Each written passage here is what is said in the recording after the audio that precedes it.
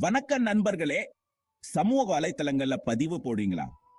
ஆனா சலிப்பான முடிவுகளால கடுப்பா இருக்கீங்களா? அப்போ உங்க ஹேஷ்டேக் விளையாட்டை புதுப்பிக்க வேண்டிய நேரம் வந்திருக்கு. ஹேஷ்டேக்னா என்னன்னு தெரியுமா? அந்த பவுண்டு குறிக்கு பின்னாடி இருக்கிற சின்ன சின்ன வார்த்தைகள் தான். அதுதான் உங்க பதிவுகளை பலருக்கும் கொண்டு போய் சேர்க்கும். ஆமா, அதுதான்.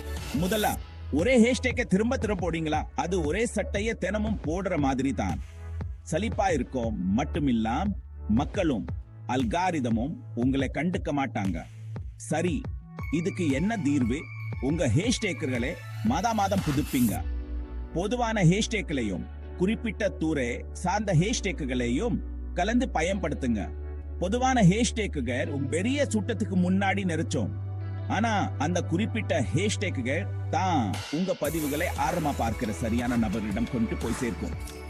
இன்னொரு முக்கியமான குறிப்பு, உங்க பதிவோட தொடர்புடைய ட்ரெண்டிங் தலைப்புகளை கவனிங்க.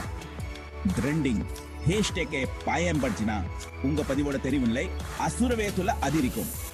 கடைசியா எந்த ஹேஷ்டேக்கை பயன்படுத்தணும் யூகிக்காதீங்க.